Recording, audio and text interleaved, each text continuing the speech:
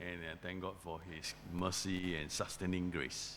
கர்த்தருடைய இரக்கத்துக்காகவும் என்னை பாதுகாத்ததுக்காகவும் நான் நன்றி செலுத்துகிறேன். All right, today my sharing, my exhortation is taken from Revelation chapter 2, verse 1 to 7, but I'm not going to exegete on the passage. இன்னைக்கு நான் எடுக்க வேண்டிய தலைப்பு வந்து நம் வாழ்க்கையின் மத்தியில் கிறிஸ்துவை வைப்போம் என்று. அது வந்து வெளிப்படுத்தின விசேஷம் 2வது அதிகாரம் 1 முதல் 7 வரைக்கும் உள்ள வசனங்கள் எடுக்கப்பட்டுள்ளது. There is something important in that particular passage is about first love. இந்த பகுதியிலிருந்து நம்ம எதை கற்றுக்கொள்ள போகிறோம் என்றால் முதல் அன்பு என்பதை குறித்து கற்றுக்கொள்ள போகிறோம். What God wants from us from that passage is very clearly is our love for Him. Not so much our service or any other thing to replace our love for Him. வெளிப்படுத்தின விசேஷத்தில் வந்து நம்ம கற்றுக்கொள்ள போகிறது என்னவென்றால் நம்மிடம் அவர் எதை எதிர்பார்க்கிறார் அன்பை மட்டும் என்று நம்ம கற்றுக்கொள்ள போகிறோம். So today my topic is putting Christ at the center of our lives. இன்று எடுத்துக்கொள்ள தலைப்பு வந்து நம் வாழ்க்கையின் மையத்தில் கிறிஸ்துவை வைப்போம் என்பதில் தான். Either you have God in your heart or nothing at all. ஒன்று வந்து உங்க இருதயத்தில் ஆண்டவர் இருக்கிறார் இல்லன்னா வேற ஒன்றும் இல்லை. Today I believe God is calling every Christian to their true purpose in Christ. இன்னைக்கு நான் விசுவாசிக்கிறேன் இன்னைக்கு உங்க எல்லாரையும் கர்த்தர் அழைத்திருக்கிறது என்றால் உண்மையான உங்களோட வாழ்க்கையின் பயன் என்னவென்று. As Christian we have a purpose in our life. வாழ்க்கையிலே நமக்கு ஏதோ ஒரு பயன் இருக்க வேண்டும் எதுக்கு நம்ம ஜீவிக்கிறோம் என்று சொல்லி. So we must know that purpose. நம்மளுடைய பயன் என்ன என்று நம்ம தெரிந்து கொள்ள வேண்டும். This is an appeal for this generation of believers. இன்றைக்கு இருக்கிற காலகட்டத்தில் இருக்கிற விசுவாசிகளுக்கு இது மிகவும் முக்கியமானது. For us to live out to our purpose and become what we were designated to be. நம்ம வந்து எதற்காக இந்த உலகத்தில் படைக்கப்பட்டோம் என்பதை நம்ம அறிந்து தெரிந்து அதன் பிரகாரமாக ஜீவிக்க வேண்டும். We do not make Christ simply a part of our lives, but as true born again Christian, we put Christ at the center of everything we do. நம்ம வாழ்க்கையில கிறிஸ்தவர்களாக இருக்கிறோம். எதை செய்தாலும் என்ன செய்தாலும் எந்த நேரத்திலுமே கர்த்தரையே நம்ம வாழ்க்கையின் மையமாக வைத்துக் கொள்ள வேண்டும். We live in a generation where apathy is the norm, not the exception. We are known for our addictions to video games, to lack of interest, and irresponsibility. நம்ம இந்த காலகட்டத்தில் இருக்கிற நம்மளுடைய இந்த வழிமுறையினர் வந்து என்ன செய்து கொண்டிருக்கிறோம் என்றால் கர்த்தரை வந்து மையத்தில் வைக்காமல் நம்ம சொந்த இஷ்ட பிரகாரமாக வாழ்கிறோம். வீடியோ கேம் போன்ற காரியங்களில் நம்ம ஈடுபாடு செலுத்தி கர்த்தரை வந்து 2வது அல்லது 3வது பட்சத்திலே வைத்திருக்கிறோம். I believe that this is the time to change that kind of attitude or the kind of our heart. நம்மளுடைய இருதயத்தை வந்து நம்ம மாற்ற வேண்டும். இப்போ உள்ள காலகட்டத்தில் நம்ம என்னென்ன தவறுகள்லாம் செய்கிறோமோ அதை மாற்றி கர்த்தருக்கு விருப்பமான வகையில் ஜீவிக்க வேண்டும் என்று நான் விரும்புகிறேன். Can I control the slide? The next slide, please. I thought I have the power slide for you.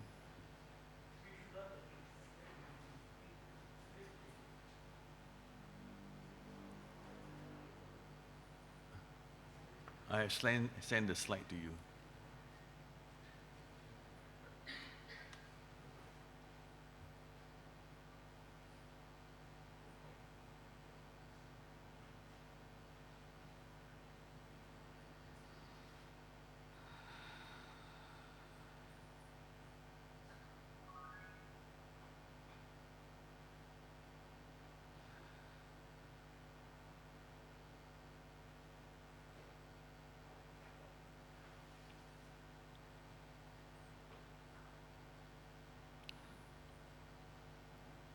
Okay. Yeah. Can I have the next slide? Or give me the pointer? Yeah. Thank you so much.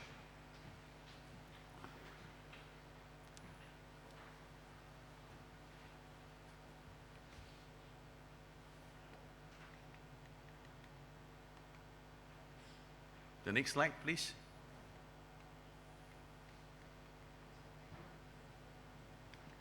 Okay. Well, I think you control for me. I give you the clue, I give you the cue and you control for me. Next slide, okay? No. Okay, this here. Stay here. Okay.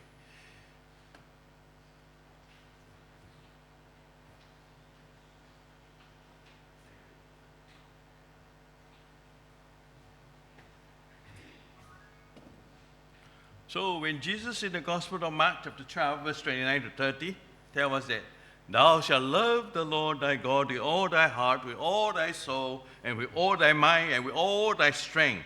This is the first commandment. That is the purpose of life.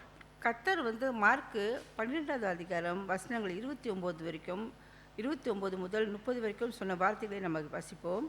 உன் தேவனைய கர்த்தரிடத்தில் உன் முழு இதயத்தோடும் உன் முழு ஆத்மாவோடும் உன் முழு மனதோடும் உன் முழு பலத்தோடும் அன்பு கூறுவாயாக என்பது பிரதான கற்பனை என்று பார்க்கிறோம். That is not a suggestion but a command. இது வந்து உங்களுக்கு கொடுக்கப்படுற ஒரு செய்தி அல்ல, அது வந்து ஒரு கட்டளை. So let us be like David, Joshua, Caleb, and many other heroes of faith who boldly take a stand for the one true God despite of the opposition they faced during that time. It's not easy to love God and put God first. நம்ம வாழ்க்கையில் வந்து கர்த்தரை முதலிடம் வைப்பது வந்து மிகவும் சிரமமான காரியம். ஆனால் சில எடுத்துக்காட்டுகள் பைபிளில் உள்ளது. அதாவது தாவீது, ஜோஷுவா போன்றவர்கள் வந்து தம்முடைய தலைமைத்துவத்திலே அவங்க பட்ட பாடுகள் எல்லாம் நமக்கு தெரியும். அவர்கள் வந்து எப்பொழுதுமே கர்த்தரையே அவங்களுடைய வாழ்க்கையில் மையமாக வைத்திருந்தார்கள். So give God our all, stop holding back. எனவே கர்த்தருக்கு வந்து நம்ம முதலிடம் வைக்க வேண்டும். நம்ம வந்து பின்வாங்குவதை நிறுத்த வேண்டும். We live in a time where most of us give God a few hours a week for church activities. One of which is coming to on Sunday to worship service. நம்ம வந்து ஒரு சிலர் சபைக்கு வரோம். ஆனால் வந்து சில நேரங்களை மட்டும்தான் நம்ம கர்த்தருக்கு கொடுக்கிறோம். அவங்க ஞாயிற்றுக்கிழமை வருகிறோம், வந்து அமர்ந்து செய்தி கேட்டுட்டு போகிறோம். அதுக்கு பிறகு நம்ம கர்த்தரை தேடுவதே கிடையாது. We say, here God, take this part of me, but I'm going to keep the rest. நம்ம சொல்லுகிறோம் ஞாயிற்றுக்கிழமையில் வந்துட்டு, ஆண்டவரே என்னோட நேரத்தை உங்கள்கிட்ட கொடுக்குறேன், என்னை இந்த நேரத்தை எடுத்துக்கொள்ளுங்கள், மற்றபடி நான் செய்கிறதை நான் செய்வேன் என்று சொல்கிறோம். Sunday I come here for 2 hours, sitting here for worship service, and I think I have fulfilled my purpose and I have fulfilled my role or duties, and the rest of the weeks, that is my own time. அப்போது நம்ம சொல்லிக்கிறோம், நான் ஞாயிற்றுக்கிழமை வந்துட்டேன், 2 hour நான் ஆண்டவருக்கு செலவு பண்ணிட்டேன், இப்போ வந்து எனக்கும் ஆண்டவருக்கும் ஓகே ஆகிட்டு, இனிமேல் மற்ற நேரங்களை வந்து நான் கர்த்தருக்கு கொடுக்க வேண்டியதில்லை, எனக்கு சொந்த வேலை இருக்குது, சொந்த நிகழ்ச்சிகள் இருக்குது, நான் அதிலேயே நான் வந்து என்னோட நேரத்தை செலவு பண்ணுவேன் என்று சொல்கிறோம். You know what? We compromise. இதுக்கு என்ன அர்த்தம்னா, நம்ம கர்த்தரில் வந்து பேரம் பேசுகிறோம். We compromise in our relationship with God. நம்ம வந்து கர்த்தரிடம் இருக்கிறதான அந்த ஐக்கியத்தை பேரம் பேசுகிறோம். Our relationship with God is just a relationship between a husband and wife. நம்மளுடைய கர்த்தரிடம் வைக்கிற உறவு எப்படிப்பட்டது என்று கேட்டால், கணவனுக்கும் மனைவிக்கும் உள்ள உறவு போன்றது. It is exclusive. அது வந்து தனிப்பட்டது. There must be no third person, right, in the relationship between a husband and wife. ஒரு கணவனுக்கும் ஒரு மனைவிக்கும் உள்ள அந்த ஈடுபாடு, அந்த உறவு வந்து தனிமையாக உள்ளது, தனிப்பட்டது, மற்றவர்களை சேர்த்துக்கொள்ளக்கூடாது. Nothing between. அதுக்கு இடையில எதுவுமே வரக்கூடாது. Giving God everything isn't in our mind. எல்லாமே ஆண்டவர்கிட்ட கொடுக்கறது வந்து நம்மள எண்ணத்தில் இல்லை. What fills our mind today? அப்போது நம்ம எண்ணத்தில் என்ன வந்து நம்மளை நிரப்புகிறது? Many other things but not God, right? பல விஷயங்கள் வருகிறது எண்ணத்தில், ஆனால் கர்த்தர் மட்டும் வரவில்லை. Sports, social medias, cannot live without the phone, friendship, fill out our time, and it depletes our physical energy when it should be devoted to God.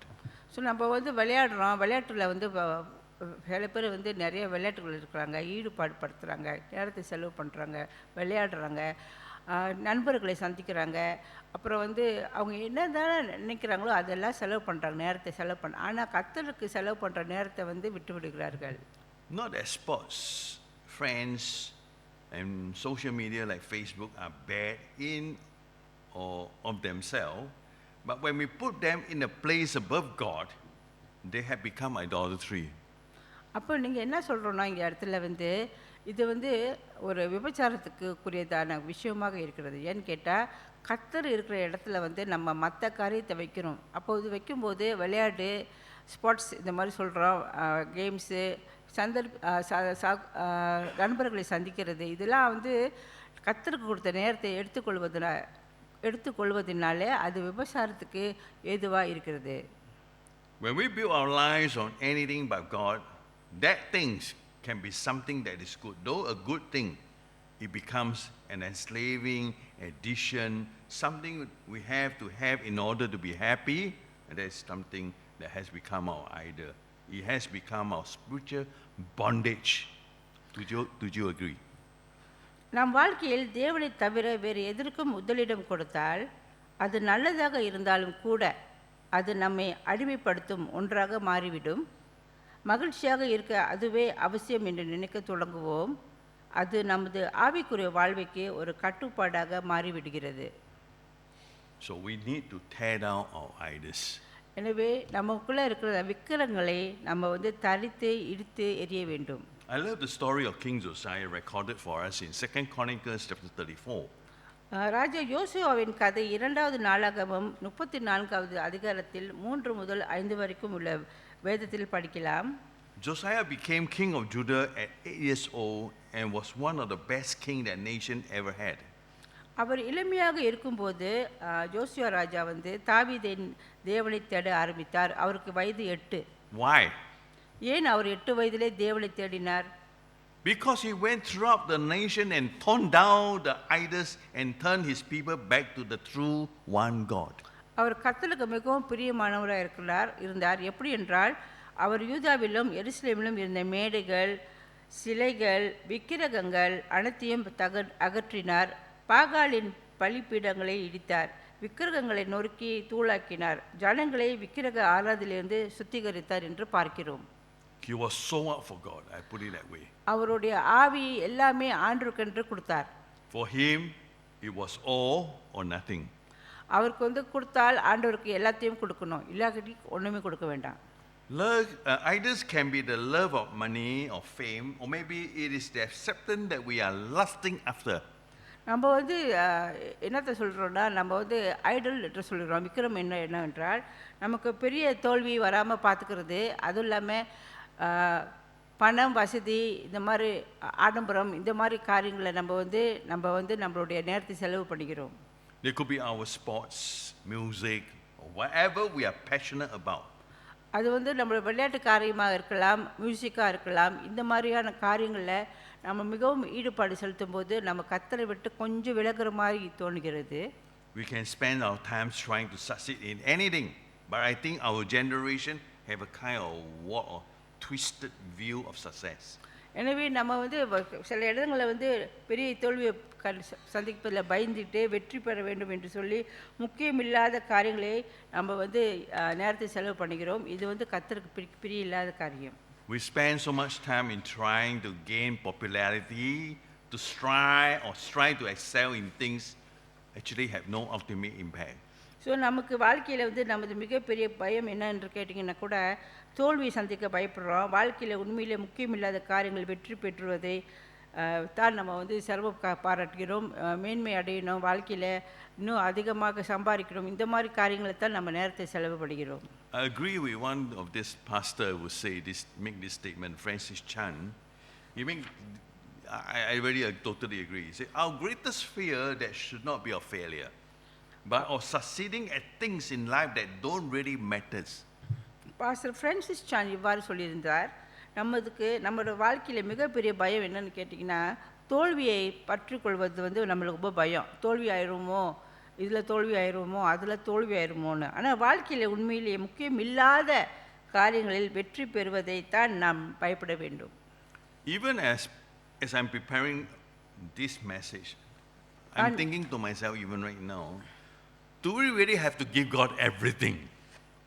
நான் இந்த செய்தியை தயாரித்து கொண்டு இருக்கும்போது நான் ஒன்று என் மனதில் பட்டது, எல்லாற்றையுமே நம்ம கர்த்தருக்குன்னு கொடுக்கணும்னு சொல்லி. The Bible say in Revelation chapter 3 verse 15-16. Revelation chapter 3 verse 15 and 16. வெளிப்படுத்தின விசேஷம் 3வது அதிகாரத்தில் வசனம் 15 16 நம்ம வாசிக்க கேட்போம். வெளிப்படுத்தின விசேஷம் 3வது அதிகாரம் 15 16. Jesus told the church of Laodicea, I know thy works, that thou art neither cold or hot. I would that thou wert cold or hot, so that because thou art lukewarm and neither cold or hot, I will spew thee out of my mouth. வெளிப்படுத்தின விசேஷம் 3:15-16 நம்ம வாசிக்க கேட்போம். உன் கிரியைகள் அறிந்திருக்கிறேன். நீ குளிரும் இல்லாமல் அனலும் இல்லாமல் நீ குளிராவது அனலாவது இருந்தால் நலமாயிருக்கும். இப்படி நீ குளிருமின்றி அனலுமின்றி வெதுவெதுப்பாய் இருப்பதினால் உன்னை என் வாயிலின்று வாந்தி பண்ணி போடுவேன் என்கிறார்.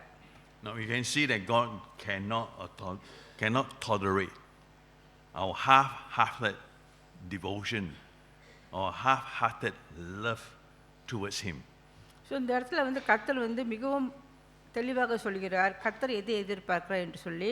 அவர் நம்மளிடம் முழுமையான இருதயத்தை தேடுகிறார், அரைக்குறையான இருதயத்தை தேடவில்லை. He wants our full-hearted love and devotion. முழுமையாக கர்த்தருக்கு நம்ம முழுமையாக நேரத்தை செலவு பண்ண வேண்டும், அவருக்காக வேண்டியே நம்முடைய ஜீவனை தர வேண்டும் என்று அவர் விரும்புகிறார். You are either in or out. ஒன்று கர்த்தருக்குள்ளே இருக்கணும், இல்லாக்காட்டி கர்த்தரை விட்டு வெளியே போகணும். Hot or cold. சூடாக இருக்கணும், அனலாக இருக்கணும், அல்லது குளிர் இல்லாமல் வெதுவெதுப்பாக இருப்பது. Against Him or for Him. அவருக்காக போராடுவது அல்லது அவருக்காக ஜீவிப்பது. I want to say this. There's no middle ground with God. எனவே இந்த இடத்துல நான் என்ன சொல்கிறேன் என்றால் நடுமைத்தனம் இல்லை. Like Joshua was saying to the children of Israel. யோசுவா அவருடைய இஸ்ரேல் மக்களுக்கு சொல்வது என்னவென்றால், in Joshua chapter 24 verse 15. யோசுவா 24வது அதிகாரத்தில் 15வது வசனத்தில் இவ்வாறு சொல்கிறார். Joshua chapter 4 verse 15. யோசுவா 24வது அதிகாரம் 15வது வசனம். Joshua told the people of Israel before he died. யோசுவா இவ்வாறு அந்த இஸ்ரேல் மக்களுக்கு அவர் மரிப்பதற்கு முன்பாக இவ்வாறு சொன்னார். He gave this challenge to the people and likewise to us today. அவர் அந்த இஸ்ரவேல் மக்களுக்கு ஒரு சவாலை கொடுக்கிறார். இப்பொழுது நமக்கும் அதே சவால் தருகிறேன்.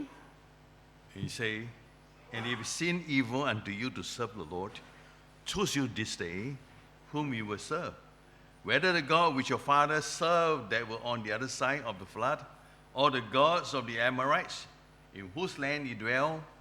But as for me and my house, we will serve the Lord. யோசுவா 24வது அதிகாரம் 15வது வசனத்திலே இவ்வாறு வாசிக்கிறேன். கர்த்தரை சேவிக்கிறது உங்கள் பார்வைக்கு அது ஆகாததாய் கண்டால் பின்ன யாரை சேவிப்பீர்கள் என்று இன்று தெரிந்து கொள்ளுங்கள். நதிக்கு அப்புறத்தில் உங்கள் பிதாக்கள் சேவித்த தேவர்களை சேவிப்பீர்களோ? நீங்கள் வாசம் பண்ணுகிற தேசத்து குடிகளாகிய எமோரியரின் தேவர்களை சேவிப்பீர்களோ? நானும் என் வீட்டாருமோ என்றால் கர்த்தரையே சேவிப்போம் என்றான். Make up your mind. இப்பொழுது ஒரு முடிவு பண்ணுங்கள். Don't flip-flop. நீங்கள் இங்கும் அங்கு இல்லாமல் இருக்காதீர்கள். Be true to yourself. உங்களுக்கு நீங்களே உண்மையாக இருந்து கொள்ளுங்கள். Choose God or leave God. கர்த்தரை தேடுங்கள் அல்லது கர்த்தரை விட்டு போய்விடுங்கள். There's no middle ground. Say I want part of it and no. There's no partial. நீங்கள் நடுத்தரத்தில் இருக்கக்கூடாது. எனக்கு வேணும் அப்புறமா வேண்டாம் அப்படிலாம் இருக்கக்கூடாது. நீங்கள் உண்மையான ஒரு முடிவு எடுக்க வேண்டும். Maybe you ask, why do we need to give God everything? நீங்கள் கேட்கலாம், நான் என்னத்துக்கு எல்லாவற்றையும் கர்த்தருக்கு தர வேண்டும் என்று சொல்லி. One of the reasons I want to share with you is this. ஒரு காரணத்தை உங்கள் மத்தியிலே நான் பகிர்ந்து கொள்ள விரும்புகிறேன். Give him all because he give you all. ஏனென்றால் நீங்கள் எல்லாவற்றையும் தந்துத்தான் ஆக வேண்டும். காரணம் என்னவென்றால் கர்த்தர் எல்லாவற்றையும் உங்களுக்காக கொடுத்திருக்கிறார். Give Jesus everything because he give you everything. அவர் உங்களுக்காக அனைத்தையும் கொடுத்ததால் நீங்கள் அவருக்கு அனைத்தையும் கொடுங்கள். That is my simple reason. அதுதான் ஒரு சின்ன காரியம். All right. Maybe you are asking the question now, is it worth to give God everything?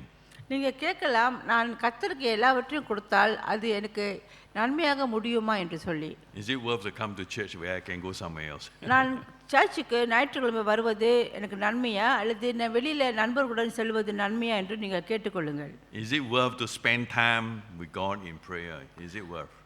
நம்ம ஜெப கூட்டத்தில் கலந்து கொள்றதுனால நம்மளுக்கு என்ன நன்மை ஏற்பட போகுது என்று நம்ம நினைக்கலாம். Is it worth it all for me to give God everything, to love Him with all my heart, with all my mind, all my strength? நம்ம சொல்கிறோம் இல்லம்மா, முழு இருதயத்தோடு முழு மனதோடு முழு ஆத்மாவோடும் கர்த்தருக்கு நம்மளுடைய நேரத்தை செலவு பண்ண வேண்டும் என்று. அது வந்து நன்மையாக முடியுமா? அது செய்வதால் எனக்கு என்ன நன்மை கிடைக்க போகுதுன்னு நம்ம நினைக்கிறோமா? Jesus Christ our Lord was beaten so badly that to the point that where He was even barely recognized as human. இயேசு கிறிஸ்துவானவரை வந்து நொறுக்கினார்கள். ரத்தம் வந்து தலையிலிருந்து கால் வரைக்கும் சிந்தினது. அவரை கண்டுபிடிக்க கூட முடியாத அளவுக்கு அவர் அவ்வளவு தூரம் நம்மளுக்காக வந்து வாதிக்கப்பட்டார். He was beaten for us. நம்மளுக்காக அடிபட்டார். He has no sin, but for His stripe we are healed, the Bible says. அவர் பாவம் அறியாதவர், இருந்தாலும் அவருடைய காயத்தினாலே நம்ம வந்து குணமாகப்படுகிறோம் என்று வேதம் சொல்கிறது. He was nailed to the cross. சிலுவையிலே அவரை ஆணிலால் அறைந்தார்கள். And the punishment and shame for our sin were all thrust upon His souls. நம்ம செஞ்ச அநியாயம் அக்கிரமங்கள் எல்லாமே அவர் எடுத்துக்கொண்டு அந்த சிலுவையிலே அவர் அவ்விதமாக பாடுபட்டார். The King of Kings willingly left the perfection of heaven and became a man. அவர் ராஜாதி ராஜா, அவர் வந்து பரலோக ராஜ்யத்தில் வந்து வீற்றிருக்காமல் நம்முடைய பாவத்தை எடுத்துக்கொள்வதற்காக வேண்டி அந்த இடத்தை விட்டு கீழே இறங்கி நம்மளுக்காக வேண்டி பாடு அனுபவித்தார். The only one who is truly worth to be served in heaven by the angels and by all creatures came down to this earth, sinful world, to serve and not to be served. கர்த்தராகிய இயேசு கிறிஸ்துவானவர் பரலோகத்தில் இருக்கும்போது அங்கு உள்ள தூதர்கள், வானத்தில் உள்ள அனைவரும், தேவதர்கள் எல்லாரும் அவரை ஆராய்த்து போற்றும்படி இருக்கும்போது கூட அவர் வந்து அதெல்லாம் விட்டு இங்கே புவியில் வந்து நம்மளுக்காக பாடு அனுபவிக்கிறார் என்றால் அது ஒரு பெரிய காரியம். அவர் பெரிய ஒரு அற்புதமான காரியம் நமக்காக செய்தார். He was beaten, bruised and broken. அவர் அடித்தார்கள், உடைத்தார்கள், அவரை காயப்படுத்தினார்கள். His skin was torn to pieces by the whips composed of nails and bones. அவருடைய தோள்கள், அவருடைய சரீரம் முழுவதும் அந்த வாரினால் அடிப்பட்டது. அந்த வாறு வந்து முள்ளினாலும் எலும்புகளாலும் செய்யப்பட்டதாக இருந்தபோது அதனால் அடிக்கும்போது அவருடைய மாமிசம் எல்லாமே அடிப்பட்டு நொறுங்கினது. His head was wounded for us with the crowns of thorns. அவருக்கு கிரீடம் கொடுத்தார்கள். அந்த கிரீடத்தில் முள்ளினால் செய்த கிரீடம். அந்த கிரீடத்தை வைத்து தலையிலே வந்து அமிழ்த்தும் போது தலையிலிருந்து நிறைய இரத்தங்கள் ஓடி வந்தன. All of this He bore willingly so that our sins could be forgiven. அவர் எதற்காக இந்த மாதிரியான பாடுகளை அனுபவித்தார் என்று சொன்னால் நம்முடைய பாவங்கள் நிவர்த்தியாக வேண்டும். அதற்காக வேண்டி அவர் இந்த பாடுகளை ஏற்றுக்கொண்டார். If Christ did all this for us, taking what we deserve, isn't He worth every ounce of our passions, talents and energy that we have? நமக்காக வேண்டி அவர் இவ்வளவு தூரம் வந்து நம்மளுக்காடி பாடு அனுபவிக்கும் போது எல்லாவற்றையும் இழந்து ஒரு மிகவும் எளிமையான வாழ்க்கை வாழ்ந்து நமக்காக வேண்டி மறித்ததும் போது இவ்வளவு பாடு அனுபவித்த அவரை நம்ம முதலிடம் வைக்காமல் இருக்கலாமா? கண்டிப்பாக அவருக்கு தான் நம்ம வாழ்க்கையிலே முதலிடம் கொடுக்க வேண்டும். The very least Christ deserves is the very best we can give Him. ஆகையினால் கர்த்தர் வந்து எதை நம்ம கிட்ட எதிர்பார்க்கிறார் என்றால் நாமே நம்ம கர்த்தருக்கு கொடுப்பது, அவருக்காக நம்ம ஜீவிப்பது, அது மட்டும்தான் அவர் நம்மிடம் இருந்து எதிர்பார்க்கிறார். Christ deserves our best. எனவே நம்மக்கிட்ட இருக்கிற சிறந்த காரியங்களை தான் அவர் வந்து நம்மிடம் எதிர்பார்க்கிறார். அது God gave us the best. அவர் நம்மளுக்கு சிறந்ததை தான் கொடுத்திருக்கிறார். He gave us His only begotten Son, Jesus Christ, to die on the cross to redeem us. அவர் நமக்கு பெஸ்டான காரியத்தை கொடுத்திருக்கார். யாரும் கர்த்தராகிய இயேசுவை வந்து நம்மளுக்காக மறிக்கும்படி கொடுத்தது வந்து ஒரு மிகப்பெரிய சிறந்த காரியம். அவர் கொடுத்த அந்த மிகப்பெரிய காரியத்துக்கு நம்மக்கிட்ட இருக்கிற சிறந்ததை கொடுக்க வேண்டும். In Romans 8 verse 2, the Bible tells us, He that spared not His own Son but delivered Him up for us all, how shall He not with Him also freely give us all things? ரோமர் 8:32 வந்து கர்த்தர் இப்படியா சொல்கிறார், தம்முடைய சொந்த குமாரன் என்று பாராமல் அவரை விட்டு வைக்காமல் நமக்காக ஒப்பு கொடுத்தவர் அவரோட கூட எல்லாவற்றையும் நமக்கு தர மாட்டாரா? அந்த விஷயத்தில் நம்ம மிகவும் கவனமாக இருக்க வேண்டும். ஏனென்றால் அவர் அப்படிப்பட்ட ஒரு அன்பை செலுத்தியிருக்கிறார். In Psalms 84 verse 11, சங்கீதம் 84:11 கூட, for the Lord God is a sun and shield. The Lord will give grace and glory.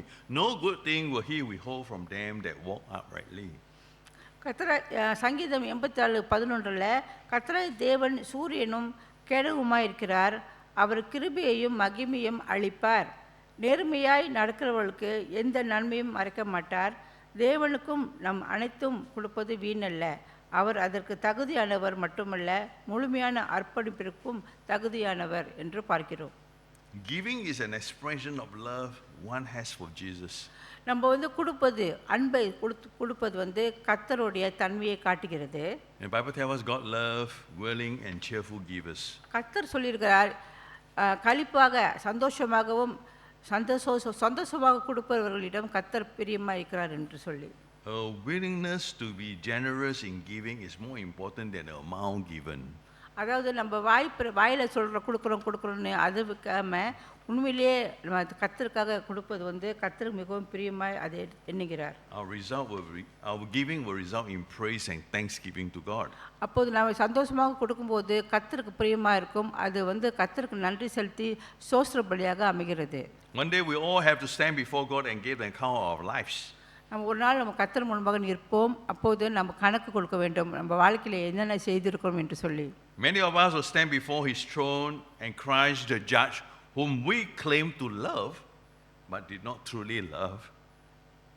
ஆனால் நம்ம இந்த நியாயத்தீர்ப்பு அன்னைக்கு நம்ம போய் அழுவக்கூடாது கர்த்தர்கிட்ட. கர்த்தரே நான் ஒன்றுமே செய்யலையேன்னு சொல்லிட்டு அழுவாதபடிக்கு இப்பொழுதே ஏதாவது செய்து கர்த்தர் நாமத்துக்கு மகிமை செலுத்தும்படி ஜீவிக்கும்போது அது நன்மையாக அமையும். He is the one that we mock or merely dismiss as unnecessary or unworthy. சில சமயங்களில் வாழ்க்கையில் அவரை நம்ம புறக்கணிக்கிறோம். அவர் முக்கியம் இல்லை, நம்மளுடைய காரியங்கள் தான் முக்கியம் அப்படி சொல்லிட்டு இருக்கிறோம். அந்த மாதிரி செய்யாதபடிக்கு இப்பொழுதே நம்ம வாழ்க்கையை சரிப்படுத்திக் கொள்வோம். So is God unworthy or unnecessary to you? அதனால் இப்போது நீங்கள் கேள்வி கேட்டுக்கொள்ளுங்கள், கர்த்தர் முக்கியமானவரா அனாவசியமானவரா அப்படின்னு நினைக்கிறோமா? எது முக்கியம்னு நினைக்கிறோம்? கர்த்தர் முக்கியமா இல்லை அனாவசியமானவரா என்று நம்ம சோதித்து பார்க்கணும் நம்ம எண்ணத்தில். We don't give God our all because we either view God or we view giving God everything as unnecessary or view God unworthy of our all. அதனால் நம்ம கர்த்தருக்கு கொடுப்பது அனாவசியமாக நினைக்கக்கூடாது. எப்போவுமே கர்த்தருக்கு நீங்கள் நேரத்தை செலுத்தினாலும் சரி, உங்கள் தாளந்தை பயன்படுத்தினாலும் சரி, எதை செய்தாலும் அது முழு மனதோடு கொடுக்கும்போது தான் கர்த்தர் அதை ஏற்றுக்கொள்வார். We don't think giving God our everything is worth it. But let me say, God is not only worth it, but worthy of our complete devotion. எனவே நம்ம வாழ்க்கையில் எதை செய்தாலும் எப்படி செய்தாலும் முழுமையான முறையில் செய்யும்போது நம்மளோட டிவோஷனாக இருந்தாலும் சரி, ப்ரே செஞ்சு எதை செய்தாலும் கர்த்தருக்கு பிரியமானவர்களை செய்யும்போது கர்த்தர் அதை விரும்பி அதை நமக்கு ஆசீர்வாதமாக கொடுப்பார். I don't say this to be harsh. I don't say this to be condescending. நான் இது சொல்லுவதனாலே உங்களை புறக்கணிக்கிறவில்லை. உங்ககிட்ட உங்களை ஆத்திரப்படுத்துவதற்காக நான் சொல்லவில்லை. This message is much to myself as to anyone else. இந்த செய்தியானது எனக்கும் கூட தான், உங்களுக்கு மட்டுமல்ல எனக்கும் தான் இது இந்த செய்தி அமைகிறது. I say all of this because I believe our generation is missing out. நான் ஏன் இதை சொல்கிறேன் என்றால் இப்போது இருக்கிற தலைமுறையினர் இந்த காரியத்தில் பின்வாங்கி செல்கிறார்கள். Because either you give it all or you don't. You give it all or you miss it. Right? Give it all so you don't miss God's best. That's why I'm telling you. அவர் இந்த செய்தி என்ன சொல்கிறது என்றால், கர்த்தருக்கு முழுமையாக கொடுங்கள். முழுமையாக கொடுக்காவிட்டால் முழுமையாக கொடுக்க முடியாதில்ல, அப்போ உங்களால் ஒன்றுமே செய்ய முடியாது. ஆனால் கர்த்தர் என்ன எதிர்பார்க்குறார்? நீங்கள் உங்கள் முழுமையை கொடுங்கள், நான் உங்களுக்கு எல்லாமே செய்துட்டு உங்களோட முழுமையை கொடுங்கள் என்று தான் அவர் கேட்கிறார். Dietrich Bonhoeffer was a man who was martyred, standing for Christ against the Nazi regime. He said this in his book, The Cost of Discipleship. When Christ called a man, he bid him to come and die. Do you know that? டிஸ்ட்ரிக்ட் Bonhoeffer என்று ஒருத்தர் இருந்தார். அவர் என்ன சொன்னார் என்றால், கிறிஸ்து ஒருவரை அழைக்கும்போது அவர் தன்னையே வெறுத்து மரிக்க வரும்படி அழைக்கிறார் என்று சொல்கிறார். அதாவது எல்லாவற்றுக்கும் தயாராக இருக்க வேண்டும். You want to come and follow Jesus, is coming to die for him, die with him. அதாவது இயேசுவை நீங்கள் பின்பற்றி வருகின்ற போது சில சமயங்களில் மரணம் கூட நேரிடலாம். அதற்கு நீங்கள் தயாராக இருக்கிறீர்களா? And Jesus says to us, take out your cross daily and follow me. That doesn't sound very half-hearted, right? கர்த்தர் சொல்கிறார், இயேசுவார் சொல்கிறார் லூக்கா 9:23 யாராவது என்னை பின்பற்ற விரும்பினால் தன்னைத்தானே வெறுத்து தினந்தோறும் தன் சிலுவையை எடுத்துக்கொண்டு என்னை பின்பற்ற கடவுள் என்று சொல்லி.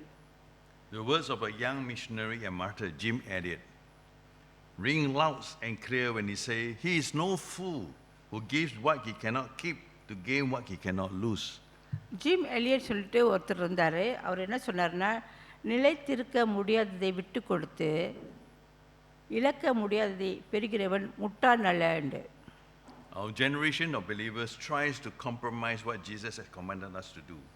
இங்கே உள்ள தலைமுறையினர்கள் என்ன செய்கிறார்கள் என்றால், கர்த்தர் சொன்ன காரியத்தை விட்டுவிட்டு தங்களுக்கு விருப்பமான காரியத்தை தான் செய்கிறார்கள். Maybe put it in another way, we are not willing to give up or sacrifice for Christ. நான் இன்னொரு விதமாக சொல்கிறேன், கர்த்தருக்காக எதுவுமே இழக்க தயாராக இல்லை, அதுக்கு பதிலாக வேறு விதமாக செய்யலாம் என்று சொல்லி தங்களுக்கு தாங்களே அவங்க ஒரு விதிமுறைகளை போட்டுக்கொள்கிறார்கள். We are not willing to sacrifice our reputation or friendship in order to give God everything. அதாவது நமக்கு இருக்கிற அந்த மதிப்பு மரியாதை கர்த்தருக்காக கொடுக்காதபடிக்கு மற்றவர்களிடம் கொடுக்குவதற்கு தான் நம்ம யோசிக்கிறோமே ஒழிய கர்த்தருக்கு நம்ம முதலிடம் கொடுக்காமல் இருக்கிறோம். The Bible tells us we are peculiar people and have been given a purpose. நம்ம ஒரு விசித்திரமான மனிதர்கள் என்று காண்கிறோம். நம்ம எதை செய்யணுமோ அதை செய்யாமல் இருக்கிறோம். And the only way to live up to and to fulfill that purpose is to give God everything we have. அதாவது மிகவும் தெளிவாக சொல்ல வேண்டும் என்றால் நமக்கு உண்டான எல்லாவற்றையும் கர்த்தருக்காக கொடுப்பது தான் சால சிறந்தது. There is nothing wrong with enjoying good things like honor, riches and good health. God created them. அதில் நம்ம செய்யக்கூடிய சில காரியங்கள் தவறான காரியங்களில் சில வேலை செய்கிறோம், பணம் சம்பாதிக்கிறோம், மற்ற காரியங்களில் ஈடுபடுகிறோம், அதெல்லாம் தவறான காரியம் இல்லை. ஆனால் அதை செய்து கொண்டே நம்ம கர்த்தருக்கு முதலிடம் கொடுப்பது தான் சால சிறந்த காரியம். We must understand their value, and it is God's sovereign will for him to freely bestow them. அதாவது நம்ம கர்த்தருக்கு நம்ம வேலை செய்யும்போது அவர் முழுமையாக நம்ம செய்யும்போது அதை கர்த்தர் அங்கீகரித்து நம்மளுக்கு ஆசீர்வாதமாக அதை செய்கிறார். But Christians should never mistake fame, money and health for the best thing of God. அதாவது கர்த்தருக்கு கொடுக்க வேண்டிய ஆசீர்வாதத்தை, கர்த்தருக்கு கொடுக்க வேண்டிய அந்த மகிமையை அதை விட்டு பணத்துக்கு பின்னாலேயோ வெற்றிக்கு பின்னாலேயோ செல்வது அது கூடாத காரியம். It is often in our darkest moments and when we have nothing to hold on to but God, then we truly understand that no good thing does he withhold from those who walk uprightly. அதாவது நம்ம இருட்டு காரியங்களில் இருளான நேரத்தில் கஷ்டப்படுகிற நேரத்தில் தான் நம்ம கர்த்தருடைய மகிமையை அருமையை அறிய முடிகிறது. நல்லா இருக்கும்போது நம்ம கர்த்தருடைய மகிமையை அறியாமல் இருக்கிறோம். So let's God transform our life into a tool for him. எனவே கர்த்தர் தாமே நம்ம வாழ்க்கையை மறுரூபமாக்கி நம்ம அவருக்கு உண்மையாக நடக்க நம்மளை செய்வாராக. Let us take those idols that are impeding God's power in our life and tear them down. எனவே கர்த்தருக்கு பிரியமில்லாத காரியங்கள் நம்ம கிட்ட ஏதாவது இருந்தால் அதை விட்டு விலகுவதற்கு நம்ம முயற்சி செய்ய வேண்டும். Let us ask God to transform our life into a tool for Christ. எனவே கர்த்தர் நம்மை மறுரூபமாக்கி நல்ல ஒரு கருவியாக மாற்ற கர்த்தர் நம்மளை பயன்படுத்துமாறு நம்ம ஜெபிக்க வேண்டும். Let us realize that we are ambassadors for Christ. நம்ம கர்த்தருக்கு ஒரு ஸ்நானாதிபதிகளாக இருக்கிறோம் என்று மறந்துவிடக்கூடாது. You may be a teacher, you may be a athlete. நீங்கள் பெரிய ஓட்டக்காரராக இருக்கலாம், நீங்கள் நல்ல ஒரு ஆசிரியராக இருக்கலாம். But let us know that we are ambassadors for Christ as athletes, as teachers. நம்ம மறந்துவிடக்கூடாது, நம்ம அத்லெட்டிக்ஸ் அதாவது ஓட்டக்காரராக இருந்தாலும் கூட ஆசிரியராக இருந்தால் கூட நம்ம வந்து கர்த்தருக்கு ஒரு ஸ்நானாதிபதிகளாக இருக்கிறோம் என்பதை எப்போவுமே மறக்கக்கூடாது. Let's use those things let's use those things that used to take our passion, time, and effort, and use them as method to share the gospel of Christ. நம்மளுக்கு கொடுத்த தாளந்து, நம்மளுக்கு கொடுத்த அந்த திறமை எல்லாமே கர்த்தருக்காக அதை வந்து பயன்படுத்த வேண்டும். கர்த்தருக்காக அந்த மகிமையை அவருக்காக செலுத்த வேண்டும். அதனால நம்ம கர்த்தரை மகிமைப்படுத்தலாம். Someone, I came to know someone, she has cancer, and she say, Pastor, I'm not going to just let this cancer come to me in vain. I'm going to use it to glorify God, to testify of God's goodness. அதாவது ஒருத்தருக்கு வந்து cancer வந்துட்டுன்னு வச்சுக்கோமே, அவர் எப்படி அந்த அந்த அந்த காரியத்தை எடுத்துக்கொள்ள வேண்டும் என்றால், அந்த கேன்சரையே ஒரு ஆசீர்வாதமாக ஆக்கி அது மூலமாக மற்றவரிடம் பகிர்ந்து கொள்ளலாம். கர்த்தர் வந்து எனக்கு கேன்சர் கொடுத்து நான் குணமாகி விட்டேன் என்று சொல்லி நல்ல ஒரு சாட்சியாக அமையலாம். You say everything comes in God's plan, and I willingly accept it and use it to share my experience with people, and her life impact a lot of people. அதாவது ஒரு கேன்சர் பேஷண்ட் என்ன சொல்லலான்னா, கர்த்தருக்கு எனக்கு கொடுத்த அந்த கேன்சருக்கு ஆண்டருக்கு அந்த plan அவருக்கு தெரியும். இந்த கேன்சர் கொடுத்து நான் என்ன செய்யணும்னு சொல்லிட்டு, எனவே இந்த கேன்சரை வைத்து நான் உங்ககிட்ட பகிர்ந்து கொள்ள விரும்புகிறேன். கர்த்தர் வந்து கண்டிப்பாக என்னை குணமாக்குவார், இது மூலமாக நிறைய பேர் ஆசீர்வதிக்கப்படுவார்கள் என்று சொல்லி அந்த கேன்சரையே ஒரு மையமாக வைத்து ஆசீர்வாதமாக மாற்றிக்கொள்ள வேண்டும்.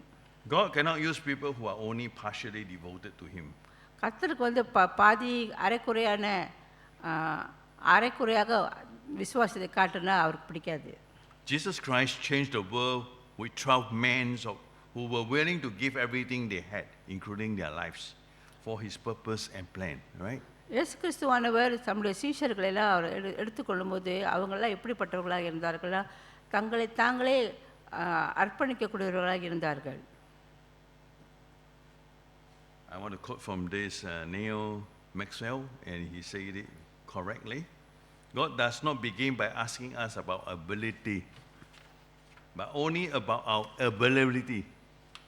And if we then prove our dependability, He will increase our capability. அதாவது உங்களுடைய திறமை, உங்களுக்கு என்னென்ன தெரியும் எல்லாமே ஆண்டவருக்கு தெரியும். நீங்கள் அவர்கிட்ட சொல்ல முடியாது, எனக்கு இது தெரியல அது தெரியலன்னு. எல்லாமே அவருக்கு தெரியும், உங்களால் எது செய்ய முடியாதுன்னு. ஆனால் அதை நீங்கள் கொடுக்கறதுக்கு தயாராக இருக்கீங்களா? உங்கள் நேரத்தை கொடுக்க தயாராக இருக்கீங்களா? உங்களை திறமைகளை கொடுக்க தயாராக இருக்கீங்களா? அதுதான் முக்கியம் இந்த இடத்துல. உங்களுக்கு என்ன இருக்கிறது முக்கியம் இல்லை. ஆனால் நீங்கள் கர்த்தருக்குன்னு உங்களை அதை கொடுக்கும்போது கர்த்தர் உங்களை பயன்படுத்துவார். The thing today, the problem with us is we are so busy with the whole thing. We are not available at all, right? கர்த்தருக்கு வந்து நம்ம நேரத்தை கொடுப்பது வந்து முடியல. ஏன்னா நம்ம ரொம்ப பிஸி. எப்போ பார்த்தாலும் சொல்கிறோம் எனக்கு நேரம் இல்லைன்னு. ஆனால் உங்களால் செய்ய முடியும், ஆனால் உங்களுக்கு நேரத்தை நீங்கள் கொடுக்க மாட்டீங்க. So we say we don't have the ability. God is not asking for ability, but availability. அவர் உங்கள்கிட்ட கேட்கல உங்களால் முடியுமான்னு. ஆனால் உங்களால் அந்த நேரத்தை கொடுக்க முடியுமா, அதுதான் அவர் கேட்குறாரு. I do not know about you, but I want to stand before Christ one day and have Him say, "Well done, good and faithful servant." உங்கள் மத்தியில் நீங்கள் எல்லாரும் உட்காந்துருக்கீங்க. உங்களை பற்றி எனக்கு அவ்வளோவா தெரியாது. ஆனால் நான் என்ன வாஞ்சிக்கிறேன்னா, ஒரு நாள் கர்த்தர் உங்களிடம் வரும்போது கேட்கும்போது, நல்ல திறமையாக செய்தீர்கள், வெல் டன், அப்படி நல்ல போட்டத்தை போராடி நல்ல மாதிரி முடித்தீங்கன்னு சொல்லணும். அப்படி தான் நான் விரும்புகிறேன். Let's say to God, God, I will give you my all because you are worthy of it. நீங்கள் எல்லாரும் சொல்லணும், ஆண்டவரே நான் வந்து எல்லாமே முழுமையாக நான் உங்களுக்கு கொடுக்குறேன் அப்படின்னு சொல்லிட்டு நீங்கள் தான் அதுக்கு தகுதியானவர், என்னுடைய எல்லாத்தையும் கொடுக்கறதுக்கு நீங்கள் தான் தகுதியானவர் சொல்லி உங்களால் முடியுமா? We will say it's all or nothing. நான் சொல்லணும், நான் எல்லாத்தையும் கொடுக்குறேன், இல்லைன்னா ஒன்றுமே கொடுக்க முடியாது அப்படின்னு நம்ம சொல்கிறோமா? So here are some points that I shared just now for you to bring back for your consideration.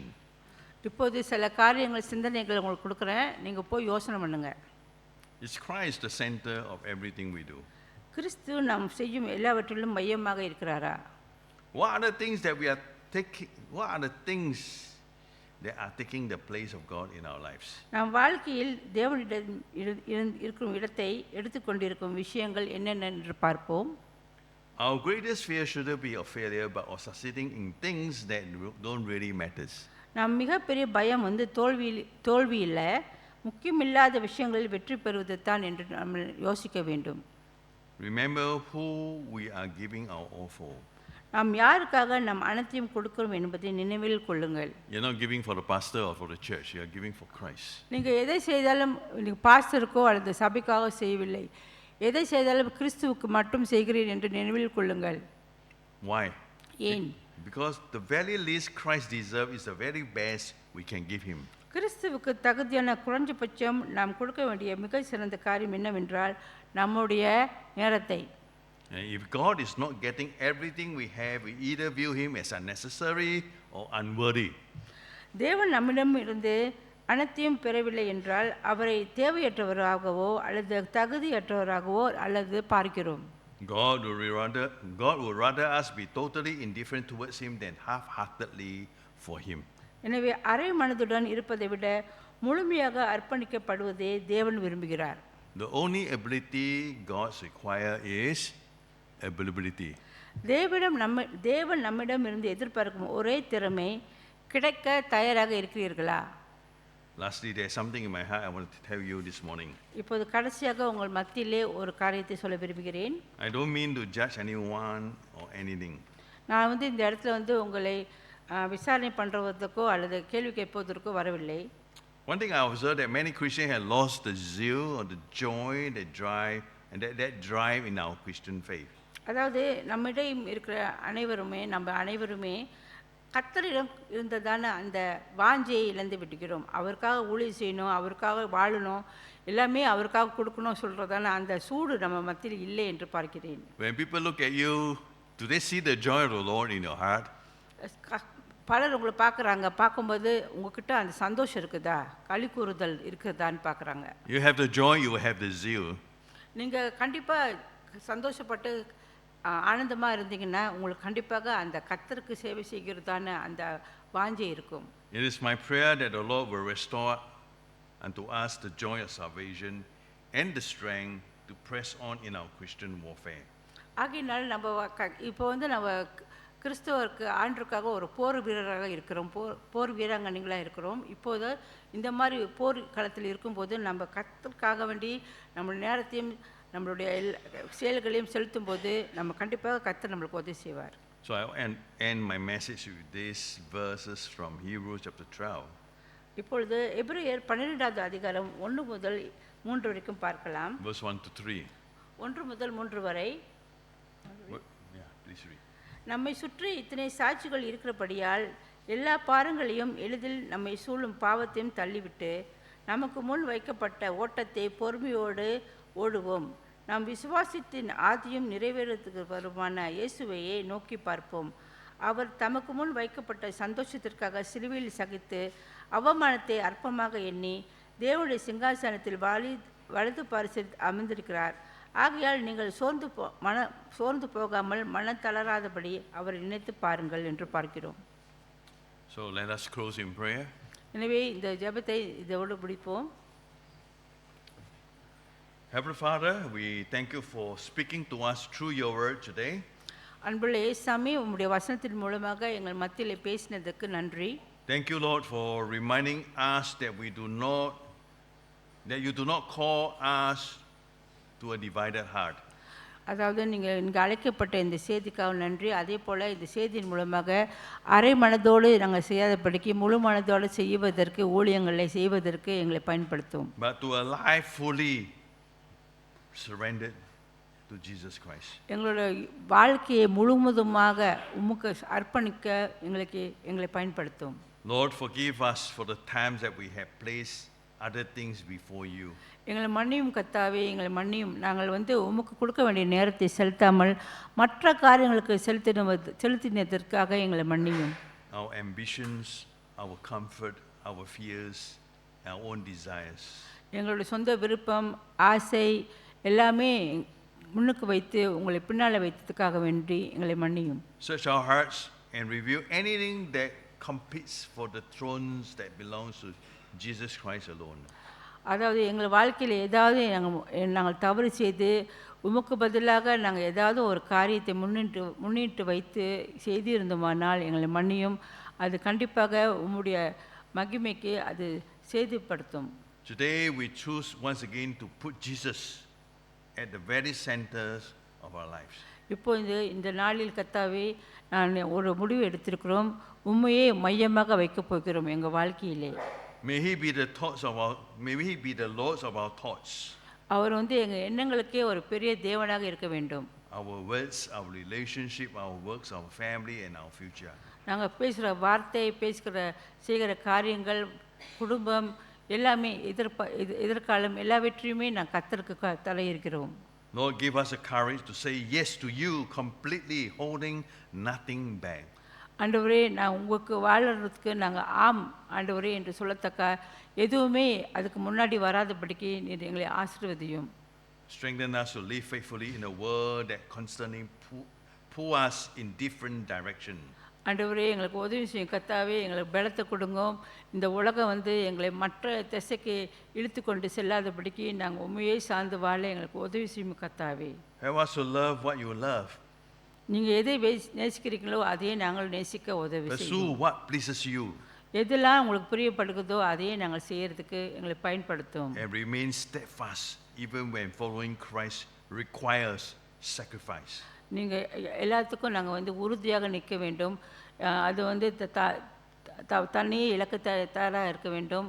உமக்காக ஜீவிக்க எங்களை ஏற்படுத்தி கொள்ளும் கர்த்தாவே. For those who are weary, Lord, grant and renew strength. யார் யாருக்கெல்லாம் உங்களுக்கு பலம் தேவைப்படுதோ கர்த்தாவே, யார் யாருக்கெல்லாம் பலம் வேணுமோ நீர் தாமே புதிய பலத்தை கட்டளையிடும் ஆண்டவரே. For those who are uncertain, Lord, bless them with wisdom. யார் யாருக்கு நம்பிக்கை இல்லாமல் நிச்சயம் இல்லாமல் இருக்கிறாங்களோ அவங்களுக்கு தேவையான ஞானத்தை தர வேண்டும் ஆண்டவரே. For those who have drifted from you, Lord, I pray that you draw them back into your loving embrace. ஆண்டவரே, உங்களை விட்டு வழி விலகி போனவர்களை மறுபடியும் உம்மை அண்டிக் கொள்ளும்படி செய்யும் கர்த்தாவே. Let every person here experience the transforming power of your grace.